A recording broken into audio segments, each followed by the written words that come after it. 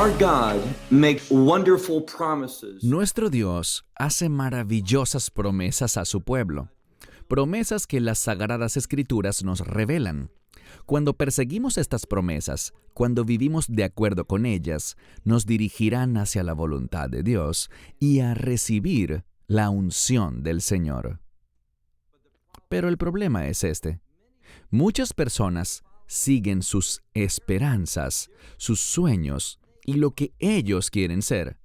Y cuando perseguimos cosas que no se basan en la verdad bíblica, sino simplemente en lo que nosotros queremos o en lo que esperamos que sea, entonces seremos fácilmente engañados. Verán, demasiadas personas creen lo que quieren creer, en lugar de creer lo que la palabra de Dios revela. En esta sesión, vamos a responder la pregunta: ¿verá la iglesia al anticristo? Y permíteme compartirte simplemente que depende de cómo respondas a esa pregunta, podrías provocar fuertes reacciones de parte de la gente.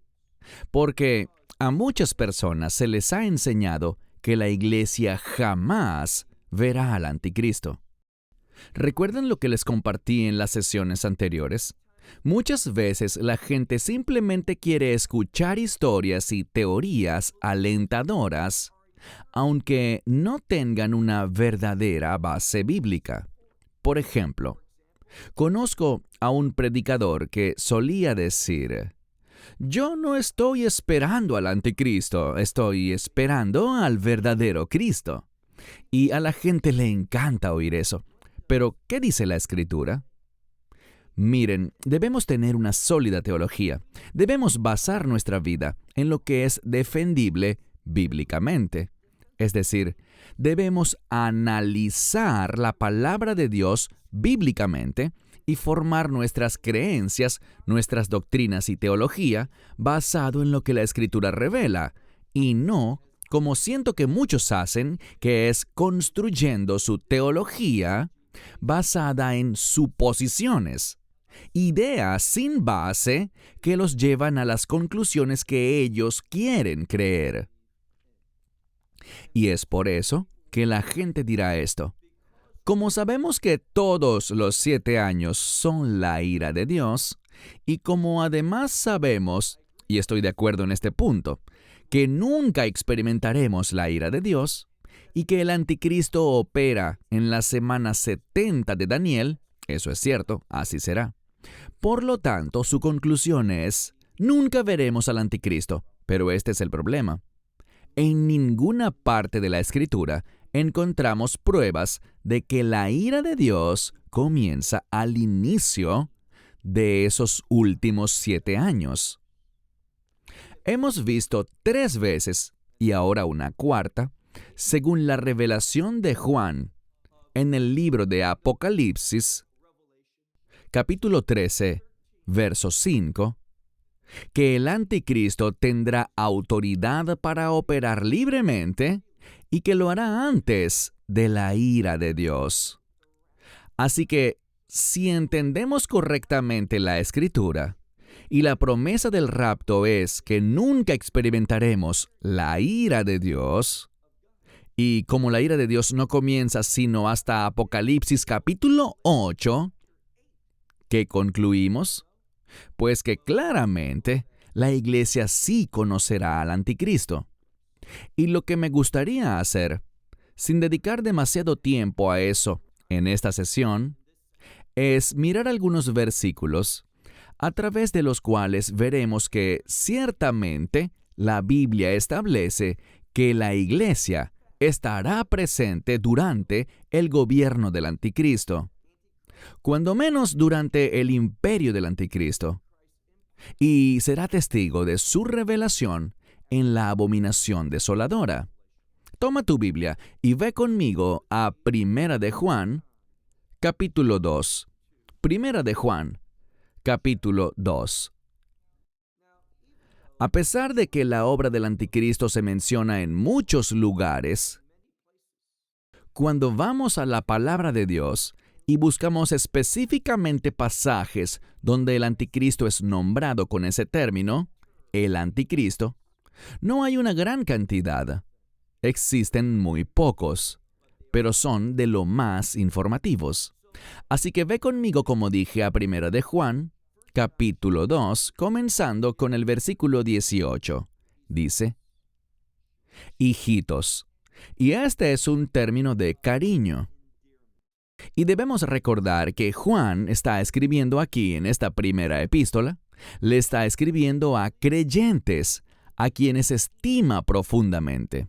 Y por lo tanto les dice: hijitos, es la última hora. Esa última hora significa que los eventos de los últimos días están cerca. Y nos va a decir algo acerca de esta última hora. Dice que es la última hora y, como han oído, el anticristo viene. Mi pregunta para ustedes es la siguiente: ¿por qué Juan estaría hablando a creyentes sobre un anticristo que está por venir si la iglesia no lo vería jamás? Si no sería un factor que los afecte. Bueno, yo creo que Juan está hablando del anticristo porque será un factor que afectará a la iglesia en los últimos días.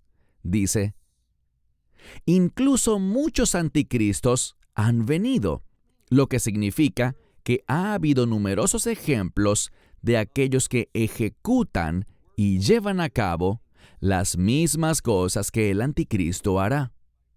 Por lo cual sabemos, debido a estos individuos falsos, a estas personas malvadas, a personas guiadas por los deseos y la influencia de Satanás, en vez de la guía del Espíritu Santo, nos dice que ahora sabemos que es la última hora.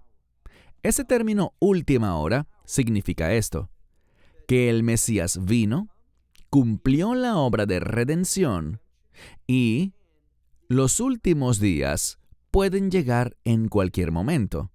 Lo que quiero decir con esto es, Dios, si así lo quiere, puede llevar a cabo los eventos de los últimos días en cualquier generación que Él elija. Y lo que Juan está diciendo, tanto a la iglesia de hace 2000 años como a nosotros hoy día, es que debemos ser personas que estén vigilando, personas que estén despiertas, personas que estén atentas a los eventos de los últimos días. Y luego leemos algo que acompañará la obra del anticristo. Mira el versículo 19. Dice: ellos salieron de entre nosotros. Si haces un buen estudio de este versículo, muchos eruditos creen que de lo que Juan está hablando es algo de lo que hablábamos antes, y me refiero a la apostasía, que habrá personas que se apartarán de la verdad.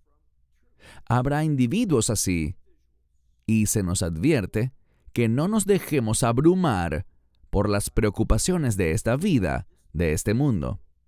Y dice, mira de nuevo el verso 19, debido a esta apostasía, debido a esta forma incorrecta de pensar, debido al engaño, ellos salieron de entre nosotros, pero noten lo que dice, porque no eran de nosotros, ya que si hubieran sido de nosotros, habrían continuado con nosotros.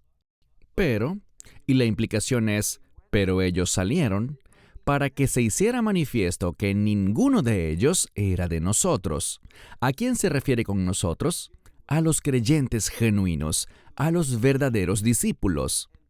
Y aquellos que van a abrazar la apostasía, aquellos que se rebelarán contra los estándares justos de Dios y contra sus propósitos, aquellos que no resisten y perseveran y vencen, no son verdaderos creyentes. Ellos se apartarán, ellos aceptarán la mentira, ellos aceptarán la herejía y no permanecerán en el cuerpo de creyentes. Nunca fueron verdaderos creyentes, nunca estuvieron comprometidos con las promesas del reino. Leamos ahora el verso 20. Él les dice: ustedes, sin embargo, tienen una unción. Tenemos una unción, Y esa unción en la Escritura, si haces un buen estudio de lo que es la unción, una persona es ungida para un propósito, para un llamado. Y de nuevo, estamos hablando del anticristo. Él viene para hacer lo que sabemos que el anticristo viene a hacer. Y le está diciendo a esta congregación, ustedes han sido ungidos, y yo derivaría de eso, que la unción es para un tiempo como este, para que podamos dar testimonio, que podamos compartir nuestra fe y mostrar a los demás que pertenecemos al verdadero Salvador, que no vamos a caer en el engaño de ese anticristo. Dice, pero ustedes tienen una unción del Santo y conocen todas las cosas. Esa es una expresión que habla de discernimiento. Ustedes percibirán las cosas que tienen que percibir con el fin de caminar fielmente y tener ese testimonio que agrada a Dios. Versículo 21. No les he escrito porque no conozcan la verdad, sino porque la conocen, y ninguna mentira proviene de la verdad. Así que está señalando que hay una gran distinción, y tenemos esa misma palabra. Habrá una clara separación entre aquellos que caerán en el engaño del anticristo, los que participarán con él, los que saldrán de la verdadera comunidad creyente, y habrá un remanente que quedará atrás, que será dejado en medio de un tiempo de intensa persecución que se avecina, de la cual la Biblia habla una y otra vez. Leamos ahora el verso 22. Vamos a ver en la última parte de esta sección, y en la que analizaremos en unos minutos, también en Primera de Juan, pero en el capítulo 4, vamos a ver cuál es el mensaje del anticristo. Es importante que lo sepamos, y yo les diría que estoy viendo evidencias de ese mensaje creciendo en el mundo hoy. ¿Cuál es ese mensaje? Bueno, leamos juntos el verso 22. Él hace una pregunta. ¿Quién es el mentiroso? Y él responde, aquel que niega que Yeshua es el Mesías. Este es un anticristo que niega al Padre y al Hijo. Ahora, este concepto de Dios y el Mesías como Padre e Hijo habla claramente de la divinidad del Mesías. Y en mi experiencia, entre todos los correos electrónicos que nos llegan, la crítica más frecuente que recibimos tiene que ver con que creemos en la divinidad del Mesías.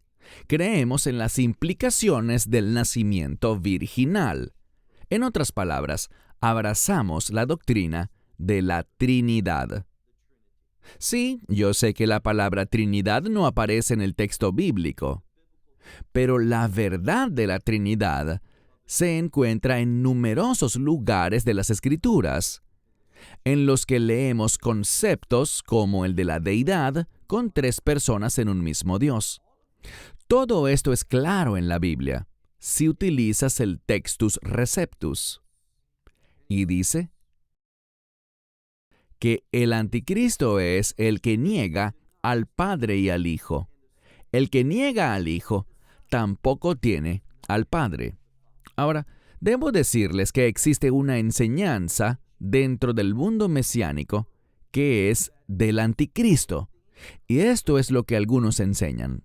Ellos dicen que si tú crees en el Dios de Israel, dado que Dios el Padre y Dios el Hijo son uno, entonces si crees en el Padre, por defecto también estás creyendo en el Hijo.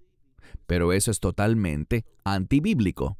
Vemos en el Evangelio de Juan, así como aquí, que para conocer al Padre, para tener una relación con el Padre, primero debes conocer al Hijo. ¿No es eso lo que dice? Mira el verso 23. quien niega al Hijo, no tiene al Padre tampoco. Si rechazas al Hijo, ¿de qué se habla aquí? De la divinidad del Hijo. Si no aceptas a un Mesías divino, lo estás rechazando y estás rechazando al Padre. Y concluye la sección diciendo, pero aquel que reconoce al Hijo, ¿qué significa eso de reconocer al Hijo? Que Él es el Hijo de Dios, que esta relación es entre Padre e Hijo. Y yo soy un ser humano porque mi Padre es un ser humano. Y el Mesías Yeshua es divino porque su Padre es Dios, y por lo tanto, Él también es Dios. Esto es fundamental. Pasemos a nuestro próximo verso. Vayan por favor al capítulo 4 de esta misma primera epístola de Juan, capítulo 4, y lean conmigo el versículo 2. Fíjense en lo que dice. En esto conocéis al Espíritu de Dios. Bien, el primer lugar donde la Biblia menciona al Espíritu de Dios es en el libro de Génesis, donde dice Ruach Elohim mirajefet al penei hamaim, que significa que el Espíritu de Dios flotaba o se movía sobre la superficie de las aguas. ¿Y qué pasó? Mediante la obra del Espíritu de Dios y mediante la palabra de Dios, hubo un cambio glorioso, un cambio bueno. Y ese término bueno se relaciona con la voluntad de Dios. A través de la obra del Espíritu Santo y a través de la palabra de Dios, esta creación tomó orden. Esta creación fue cambiada, de modo que reflejara la voluntad de Dios. Y por eso Dios miró y dijo, «He aquí, esto es bueno, muy bueno». Y lo que la Escritura está diciendo aquí es que el Espíritu de Dios produce el orden de Dios en nuestra vida, pero solo tienes al Espíritu de Dios si crees en la divinidad, en la identidad correcta del Mesías. Mira de nuevo el texto, verso 2. En esto conocéis al Espíritu de Dios. Todo espíritu que confiesa que el Mesías Yeshua ha venido en la carne, es de Dios. ¿De qué está hablando aquí con esto de venir en la carne? Está hablando aquí de la encarnación. No solo que el Mesías es un ser humano, sino que ha venido en la carne, hablando de la encarnación, que el Mesías es completamente hombre y completamente Dios. Lo que veremos a medida que se acerca el tiempo del anticristo es que habrá cada vez más personas que lo rechazarán, que se alejarán de esa creencia, negando quién es Yeshua en verdad. Dice aquí, que todo espíritu que confiesa que el Mesías Yeshua ha venido en la carne es de Dios, y todo espíritu que no confiesa que el Mesías Yeshua ha venido en la carne no es de Dios. Y aquí es donde cobra mayor importancia. Dice, y este es del anticristo. Ahora, muchas Biblias agregan una palabra que no deberían agregar. Y hay una razón para eso. La mayoría de las veces cuando se manipula la Escritura es por un propósito teológico. Y esto es lo que mucha gente quiere decir. El espíritu del anticristo está en el mundo, pero no el anticristo como tal. Pero si quitas esa palabra que algunas Biblias ponen en cursiva y solo lees lo que dice originalmente, míralo allí al final del verso 3. Y este es del anticristo. Así que aquel que niega la divinidad del Mesías, este es del anticristo. No dice nada del espíritu del anticristo, sino que dice que este es del anticristo. Lo cual dice que lo que has oído que venía, fíjate en lo que dice, ahora ya está en el mundo. ¿Por qué eso es importante? porque Juan escribió esta epístola hace casi 2000 años. Y Juan está diciendo que el anticristo ya está trabajando, no solo su espíritu, sino el anticristo mismo. Y lo que descubrimos es esto. Hay una escritura muy importante. De hecho, esta noche, mientras estábamos en el break, escuchaba las noticias de Israel y el primer ministro habló sobre el enemigo y usó un término bíblico para describir a Hamás. Usó el término Amalek. Y Amalek, como probablemente sepas, está relacionado con Amán, y ese Amán que se menciona en el libro de Esther es una tipología del anticristo. Y lo que vemos en el libro de Deuteronomio capítulo 25 es que debemos recordar a Amalek en cada generación. Y si haces un buen estudio de ese pasaje, lo que nos dice es esto, que en cada generación hay un enemigo. Y ese gran enemigo que quiere destruir al pueblo de Dios y trabajar en contra de los propósitos de Dios es, de hecho, el anticristo. Una de las formas en que se le llama, desde una perspectiva del Antiguo Testamento, es con ese término, Amalek. Y dice que ustedes estarán en guerra contra ellos en cada generación. Así que debemos entender que el anticristo no es una entidad sin influencia. Él tiene influencia, simplemente aún no ha sido revelado. Recuerden que la Biblia habla de uno que lo detiene, aunque no sabemos quién es, pero conocemos su propósito. Su propósito es impedir que el anticristo sea revelado hasta el momento adecuado. ¿Y qué hará entonces? Simplemente se apartará, se quitará de en medio. De ninguna manera la redacción de ese texto, en lo absoluto, y estoy hablando de 2 a los Tesalonicenses capítulo 2, versos 6 y 7, allí no se habla de ser llevado o removido, sino que simplemente habla de que Él se quita de en medio, en el momento adecuado, de acuerdo con los propósitos de Dios. Bueno, quiero mirar otro pasaje de las Escrituras que espero nos instruya sobre este asunto. Vayamos al libro de Lucas, capítulo 21. A lo largo de esta conferencia, hemos analizado el discurso del Monte de los Olivos, que es la enseñanza del Mesías sobre los últimos días. Lo hemos examinado tanto en Mateo como en Marcos, y ahora me gustaría examinarlo brevemente en el libro de Lucas, capítulo 21. Y quiero que nos hagamos una pregunta. ¿Qué está pasando? ¿Quién está detrás de esto? ¿Y qué le está sucediendo a los creyentes?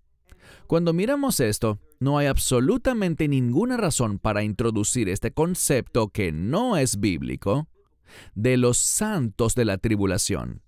Acompáñenme a Lucas capítulo 21, verso 12.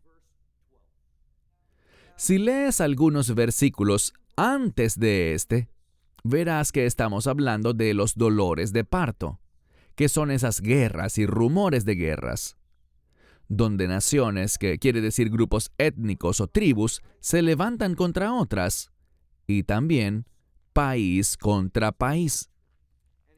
Y dice que habrá terremotos y hambrunas, y no solo eso, sino que también habrá problemas en este mundo, grandes problemas. No hay razón para creer que la iglesia no estará aquí para ese tiempo. ¿Por qué? Porque la ira de Dios aún no ha comenzado. Veremos una clara indicación de cuándo comienza la ira de Dios en este pasaje. Pero leamos el versículo 12, Lucas capítulo 21, verso 12. Pero antes de todas estas cosas. Esta palabra para antes puede significar antes en el tiempo o antes en importancia. Y de lo que estamos hablando aquí es de suma importancia. Descubrimos que el Mesías quiere que sus discípulos entiendan esto porque, sí, vienen esos dolores de parto, pero todo eso conducirá a una situación que le dará a los creyentes la oportunidad de testificar, de ser luz. Y presten mucha atención a esto. Esto es lo que se nos llama a hacer en los últimos días. Esto será la base para que seamos perseguidos, suframos y seamos rechazados. Pero entiende algo, el Mesías fue rechazado también. Lo odiaron a él, nos odiarán a nosotros. Lo persiguieron a él por lo que él era y por lo que él representaba, y así mismo seremos perseguidos nosotros. Verso 12. Pero antes de todas estas cosas, pondrán manos sobre ustedes, ¿y qué? Y los perseguirán. Ahora, ¿quién crees que es la fuente de esta persecución? No está hablando aquí, y veremos esto en un momento, de cosas relacionadas con el pasado, de la destrucción de Jerusalén en el año 70 después de Cristo. No, él está hablando de los dolores de parto, eso quedó claro, y estos son eventos de los últimos tiempos. Así que dice, los perseguirán y los entregarán a sinagogas. Y con esto insisto, no se nos habla de un centro judío de adoración, sino que se refiere a centros comunitarios. Si haces un buen estudio de la palabra sinagoga en el Nuevo Testamento, descubrirás que éstas se originaron en el Imperio griego y eran lugares de administración. Allí funcionaba el gobierno local, allí operaban los tribunales y demás organismos públicos, y era un lugar de encuentro para la comunidad. No está hablando aquí de centros judíos de adoración. Tenemos que entender correctamente la Escritura y el trasfondo bíblico y no hacer suposiciones basadas en lo que nosotros pensamos al oír hoy en día la palabra sinagoga. Dice, los perseguirán, los entregarán a sinagogas y cárceles, y los llevarán ante reyes y gobernantes. ¿Por qué? Por causa de mi nombre. Y resultará ser para ustedes una ocasión para dar testimonio. Eso es lo que se supone que hagamos en medio del imperio del anticristo, que nos levantemos y demos testimonio de la verdad. ¿No es eso lo que aprendimos también de Juan? ¿Y cuál es la verdad que debemos enfatizar? La identidad de Yeshua, lo que Él ha hecho y lo que Él hará. Y lo que Él hará al final de la era de la iglesia es que nos removerá de este mundo antes de la caída de la ira de Dios. Pero no hay escritura, y hazme un favor, no me creas a mí. Consigue algunos materiales, revisa comentarios, busca algunos libros y verifica lo que estos supuestos expertos enseñan en cuanto a que la iglesia nunca verá al anticristo. Escucha su lógica, presta atención a todas las suposiciones que hacen y a cómo interpretan los pasajes, y descubrirás que sus interpretaciones no coinciden con la revelación de la palabra de Dios. Dice, esto se convertirá para ustedes en una ocasión para dar testimonio. Por lo tanto, establezcan en sus corazones no meditar de antemano lo que van a responder, porque yo les daré palabra y sabiduría, la cual sus adversarios, recuerden esto, vamos a tener adversarios, la cual sus adversarios no podrán contradecir ni resistir. Y ustedes serán traicionados. Recuerden que ya hablamos de esto en el Evangelio de Marcos. Ustedes serán traicionados hasta por sus mismos padres, hermanos, parientes y amigos, y harán ejecutar a algunos de ustedes. Vamos a sufrir por nuestra fe. Eso no es nada nuevo. Recuerden lo que hablamos anteriormente, cómo Pablo alaba a los tesalonicenses por pasar por mucha persecución, aunque lo dice en plural, persecuciones y muchas tribulaciones. Ese es nuestro llamado. Eso es lo que se supone que hagamos. Si me preguntas cuál es el mensaje profético para la iglesia actual, esto es lo que te diría. Toma tu cruz y sígueme. Somos llamados a estar dispuestos a entregar nuestras vidas por nuestra fe. Y lo que leemos aquí es que muchos pasarán precisamente por eso. Muchos seremos perseguidos, arrestados, encarcelados e incluso martirizados por la fe. Ahora, ¿qué dicen muchos conferencistas sobre esto? Cuando escuchamos sus enseñanzas, nos cuentan algo muy diferente. Y lo que ellos enseñan es un escenario que la palabra de Dios no respalda. La verdad es que seremos perseguidos, pero ¿qué dicen ellos? Bueno, hay un libro que está por salir y vi una presentación de este libro en YouTube. El nombre del libro es La Gran Desaparición. Y no conozco bien la posición del libro, pero cuando ves el avance del libro que se lanzó en YouTube, habla de que cuando ocurra el arrebatamiento o el rapto, el mundo estará confundido, el mundo estará desconcertado. No sabrán lo que está pasando porque todas estas personas de repente desaparecerán. Y esta es la gran desaparición de la que habla el autor. Pero esto es lo que yo pienso. Y lo que le diría con todo respeto al autor del libro, pues siento mucho respeto por él. Es un hombre piadoso, pero simplemente no estoy de acuerdo en este punto, porque yo no veo, y si estoy equivocado, compártanme los versículos. No tengo problema en hacer un video diciendo que enseñé una cosa, pero alguien más me corrigió, y yo desconocía estos versículos, y ahora he cambiado mi punto de vista. Estaré encantado de hacerlo. No hay vergüenza en admitir que estamos equivocados. He estado equivocado muchas veces. Pero lo que les diría es lo siguiente.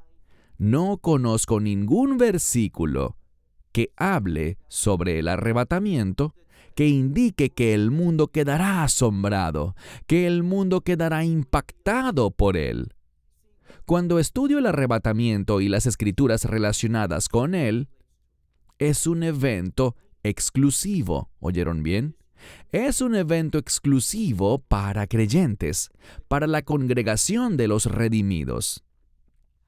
No veo ninguna escritura que señale que al momento del arrebatamiento el mundo se dará cuenta, que será impactado, se verá confundido y en shock, o que quedará desconcertado. No veo eso en ningún lugar de las escrituras. Por lo tanto, yo he elegido no presentar ninguna idea, a menos de que haya clara evidencia bíblica que la respalde. Y les diré algo más. Verán, ¿por qué pienso que el mundo no se asombrará con el rapto? Les diré por qué. Por lo que estamos leyendo ahora en Lucas 21, lo que leemos en Marcos 13, ¿y de qué hablo?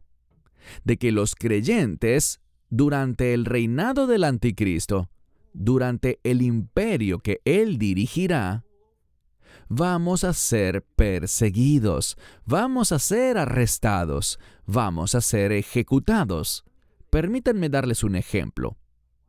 Mi esposa y yo conocemos a una mujer que se llama Ana, quien atravesó una experiencia terrible en su vida llamada el Shoah o el Holocausto. Y tenemos algunos amigos queridos que apreciamos mucho, que conocían a Ana y viajaron con ella de regreso al país en el que nació y donde creció. ¿Y qué sucedió? Ella fue a su barrio, pero su casa había sido destruida. Mas al mirar al otro lado de la calle, allí estaba la casa de su amiga de la infancia. Así que fue a su puerta. Y estamos hablando de que esto pasó muchísimos años después. Ella tocó la puerta. Historia real. ¿Quién creen que abrió? Su amiga de la infancia, esta otra niña. Y se abrazaron. Fue invitada a entrar. Hablaron por un momento. Y luego esta supuesta amiga le dijo: «Sabes, nunca nos enteramos qué te había pasado». Yo no creo que eso fuese verdad en lo absoluto, ni tampoco lo creyó Ana. Ella terminó yéndose y nunca quiso regresar. Pero hay algo que aprender, y es que lo que sucedió en el Holocausto es que ellos acorralaron a todos los judíos. Estaban allí un día y desaparecieron al día siguiente. Y todos sabían lo que había pasado, que fueron llevados a estos campos de concentración, donde los asesinaron y donde les hicieron otras atrocidades. Poco a poco todos desaparecieron, mientras el resto siguió adelante con su vida. Lo que sucederá en los últimos días, basado en esta escritura y en otras, es que seremos perseguidos, seremos arrestados, seremos echados a la cárcel. Y dice aquí en este texto: «Y algunos de ustedes serán ejecutados». Verso 17. «Y serán odiados por todos, por causa de mi nombre». Pero aquí está el versículo al que debes aferrarte, y es el siguiente.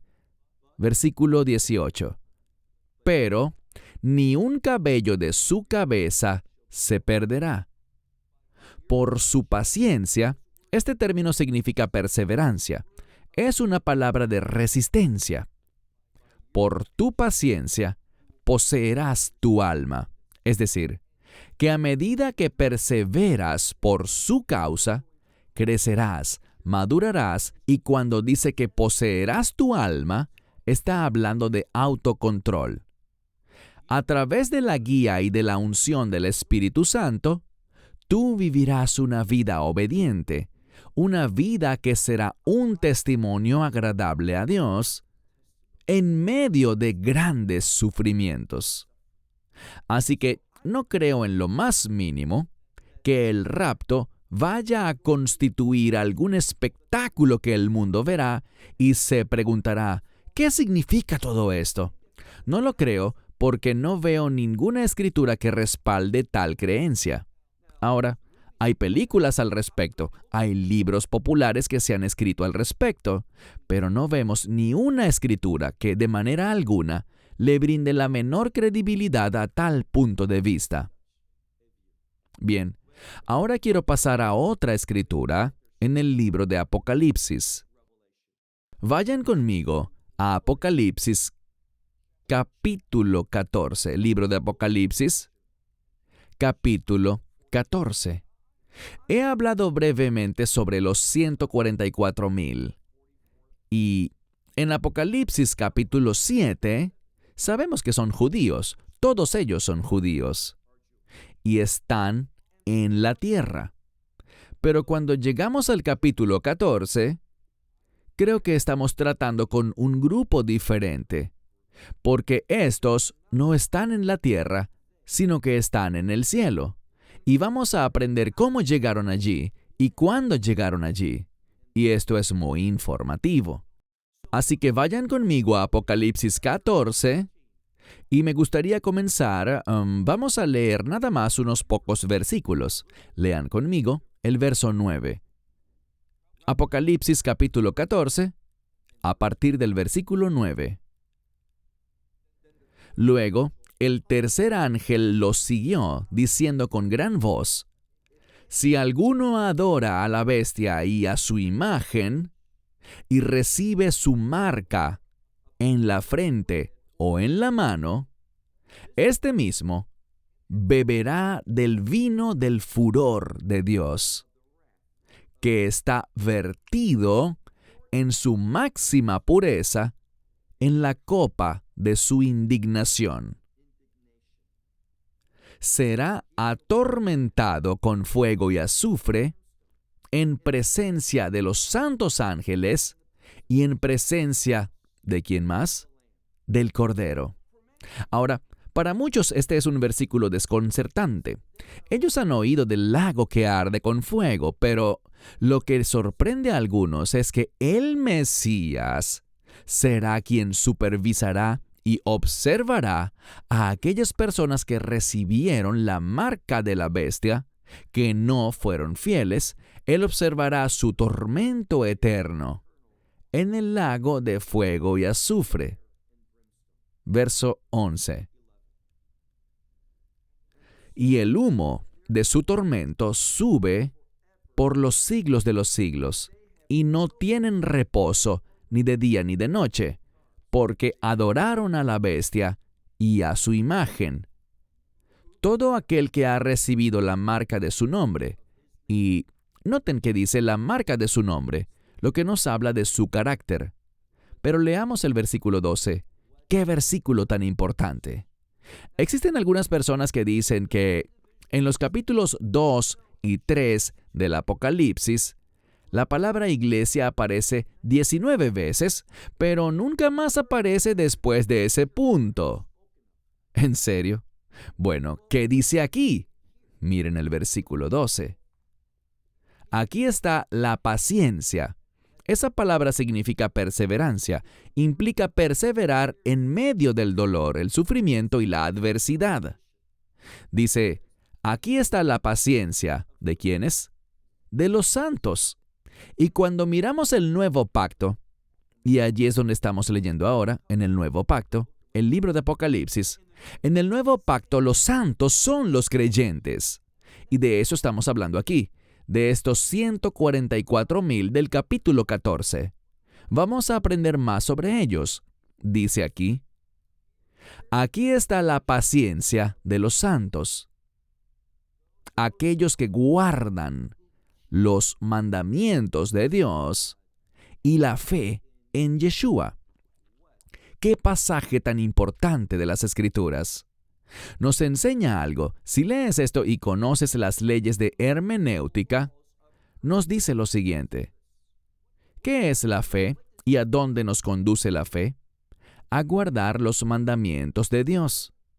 Entonces la fe en el Mesías se manifestará en nuestra vida haciéndonos obedientes a los mandamientos de Dios. Y luego oí una voz del cielo que me decía, en medio del gobierno del anticristo. ¿Cómo sabemos que estamos hablando del gobierno del anticristo? Bueno, porque lo que se enfatiza es la marca de la bestia. Esa es una marca que demuestra que le has rendido tu lealtad, que te has comprometido con este imperio del anticristo. Y lo que dice aquí con respecto a los santos, noten el versículo 13. Luego oí una voz del cielo que me decía, escribe, bienaventurados los que mueren en el Señor de ahora en adelante. ¿Qué está sucediendo? De nuevo, vas a oír algunos individuos que dirán, bueno, si este es el anticristo, entonces los que mueren deben ser ¿quiénes? Los santos de la tribulación, personas que llegan a la fe después del rapto. Pero hay un problema con esto, y es el siguiente.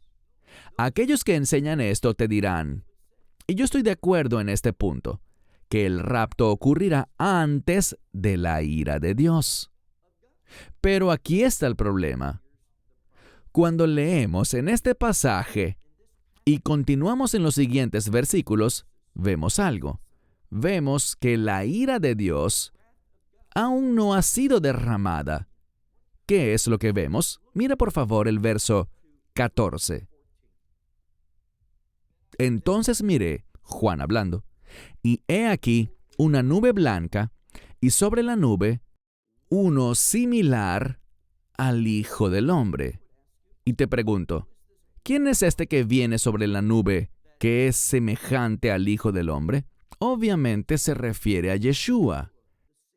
Y lleva en su cabeza una corona de oro. ¿Por qué? Porque Él es el Mesías y la palabra Mesías está relacionada con ser rey. Y en su mano, una hoz afilada. Y otro ángel salió del templo, este es el templo en el cielo, no en Jerusalén, gritando con una voz fuerte a él. ¿A quién? A Yeshua, al que está sobre la nube. Y le dice, lanza tu hoz y ciega, porque ha llegado el momento para cegar la cosecha de la tierra, porque está madura. Así que el que está sobre las nubes arrojó su hoz a la tierra, y la tierra fue cegada. Ahora, ¿de qué nos habla esto? Esto nos habla del arrebatamiento. ¿Y cómo estoy tan seguro? Bueno, las personas que no están de acuerdo conmigo, y está bien, pero ellos enseñan lo mismo que yo en cuanto al momento del rapto. Ellos dicen que el rapto ocurrirá antes de la ira de Dios. Nuestra diferencia es que ellos creen que todos los 7 años constituyen la ira de Dios, y de nuevo los desafío. Ayúdenme, corríjanme. ¿Dónde está el versículo que dice que toda la semana 70 de Daniel, que todos esos últimos 7 años son la ira de Dios? No lo conozco. Si me equivoco, lo admitiré con gusto. Yo prefiero desde un punto de vista personal esa teología. Pero cuando estoy atado a la verdad bíblica, tengo que rechazarla. Pero ellos enseñan correctamente que el rapto ocurrirá antes de la ira de Dios. ¿Y qué sabemos? En este punto la ira de Dios aún no ha caído. Vemos que esta cosecha que el Mesías hace ocurre primero. ¿Por qué lo digo? Pues mira ahora el verso 17. Dice, entonces otro ángel salió del templo que está en el cielo. También tenía una hoz afilada. Y el otro ángel que salió, había otro ángel en el altar, tenía poder sobre el fuego. El fuego representa ese juicio de los últimos días. Es un símbolo de la ira de Dios. Y clamó a gran voz a aquel que tenía esa hoz afilada, diciendo, mete tu hoz afilada y recoge los racimos de la vid de la tierra, porque sus uvas están totalmente maduras. ¿Qué significa eso? Que llegó la hora de la ira de Dios. Verso 19. Así que el ángel arrojó su hoz a la tierra y recogió las vides de la tierra. ¿Y qué hizo con esas vides y esas uvas? No tenemos que adivinar, no tenemos que especular. Las arrojó en el gran lagar ¿de qué? De la ira de Dios. Así que vemos nuevamente un ejemplo perfecto del hecho de que el rapto ocurre. ¿Cuándo? No antes de los últimos 7 años, sino que la Escritura dice simplemente que será antes, muy poco antes de que se derrame la ira de Dios. Entonces las uvas fueron arrojadas en este gran lagar de la ira de Dios. Verso 20. Y el lagar fue pisoteado fuera de la ciudad. Esta es la ciudad santa, Jerusalén. Y sangre salió del lagar hasta la brida de los caballos. Noten que esta ciudad santa no es la nueva Jerusalén, sino simplemente Jerusalén, la Jerusalén actual. Y dice que sangre salió de ese lagar hasta la altura de la brida de los caballos, por una gran distancia. ¿Qué sabemos? Sabemos que el arrebatamiento ocurre antes de que llegue la ira de Dios. Y cuando leemos Apocalipsis 14, esos 144,000 representan en el capítulo 14 a la iglesia raptada, que será sacada de este mundo antes de la ira de Dios. Voy a concluir este mensaje simplemente diciendo esto. Cuando miramos ese número, 144,000, ¿recuerdan lo que compartí anoche? El número 12 es un número de reino. Habla sobre el pueblo del reino. Ya sea que hablemos de los 12 apóstoles o de las 12 tribus de Israel, de esos patriarcas, el 12 se relaciona con el reino. Ya sea que hablemos de esos 24 ancianos, 2 por 12, o el muro de la Nueva Jerusalén de 144 codos, o esas 12 puertas con esos 12 pilares, o la longitud de esa Nueva Jerusalén, cuyo ancho y largo miden 144,000 estadios. Lo que encontramos aquí es que el número 144,000 se relaciona con el reino, al igual que el 144, el 24 y el 12. Y por lo tanto, cuando miramos Apocalipsis capítulo 7, estamos hablando de ese remanente de Israel que llegará a la fe.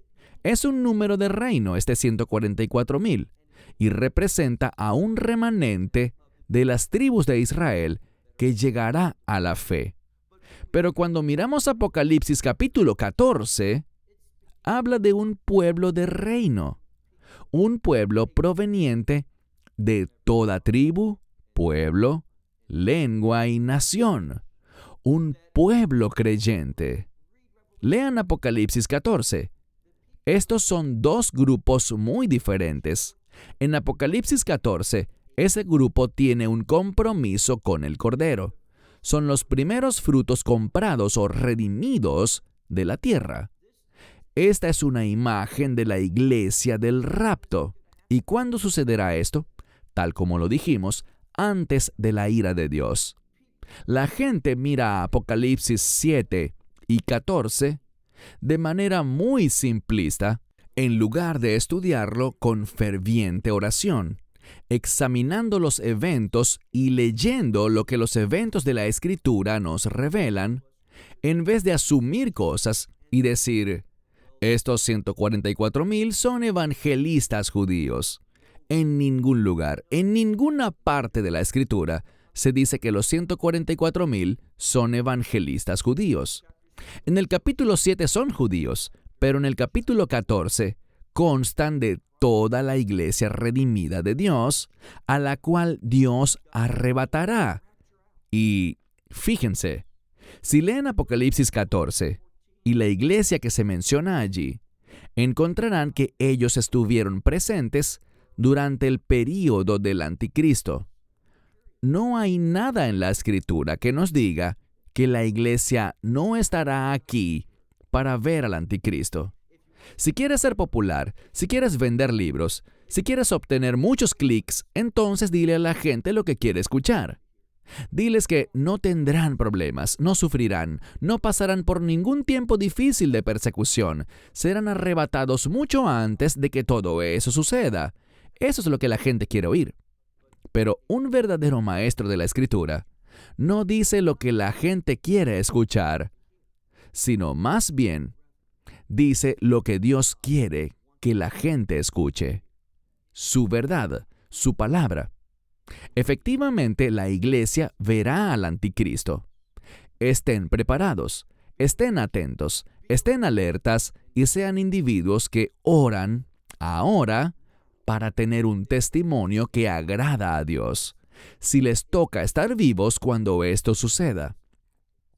Bueno, vamos a concluir nuestra conferencia por esta noche y mañana, cuando nos reunamos de nuevo, mañana en la mañana, solo me queda un mensaje más y ese mensaje es una palabra de instrucción para creyentes a la luz de los cambios en este mundo y del hecho de que los últimos días se acercan, el hecho de que las cosas en este mundo convergen hacia lo que la Escritura llama Ahrit Hayamim, el tiempo del fin.